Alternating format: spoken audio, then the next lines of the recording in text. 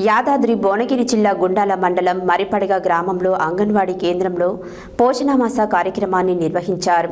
ఈ కార్యక్రమానికి అంగన్వాడీ సూపర్వైజర్ యాకూపాషా బేగం పాల్గొని మాట్లాడుతూ గర్భిణీ స్త్రీలు ఆకుకూరలతో పాటు గుడ్లు, పాలు ఆహారంగా తీసుకోవాలన్నారు.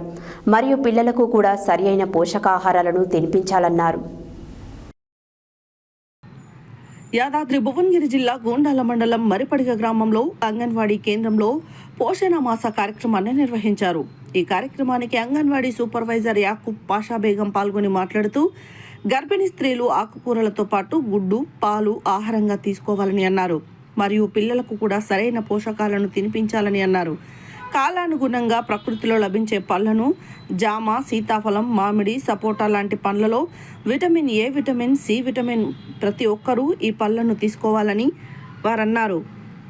గర్భిణీలు ఆరోగ్య కేంద్రానికి వెళ్లి ఆరోగ్య పరీక్షలు చేయించుకోవాలని, అంగన్వాడీ కేంద్రంలో ఇచ్చే పోషకాలను తీసుకోవాలని అన్నారు. ఈ కార్యక్రమంలో ఉపాధ్యాయురాలు ధనలక్ష్మి, అంగన్వాడీ టీచర్లు స్వరూప, కలమ్మ, ఆయాలు, గర్భిణీ స్త్రీలు, బాలింతలు, తల్లులు పాల్గొన్నారు.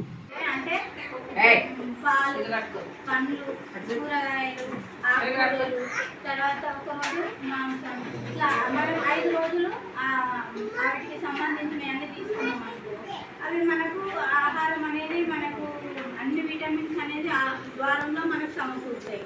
అదే కాకుండా మనం రోజు ఒకటే రకమైన కూరగాయలు కానీ ఒకటే రకమైన ఏదైనా వండుకుంటే తినాలనిపించదు. దానివల్ల ఏం చేస్తాం, తినబుద్ధి కాక కొంచెమే తింటాం. దాంతో కొనుక్కోవాలి. ఒకరోజు వారంలో మనం అది కవర్ చేసుకోవాలి. తర్వాత ఇంకొకటి ఏంటంటే మంచి మనం ఊరికి మన తెలంగాణలో ఏంటంటే అత్యధికంగా మనం రైస్ పండిస్తాం. ఒడ్లు పండించినప్పుడు మనం ఏం చేస్తామంటే మొత్తం రైస్కి అలవాటు పడిపోయింది. అన్నం తింటేనే కడుపు తింటుంది, ఇంకా మిగతాది ఏది కూడా తినడానికి ఇష్టపడదు. అదే వేరే ప్రాంతాల గోధుమలు ఎక్కువ పండిస్తారు.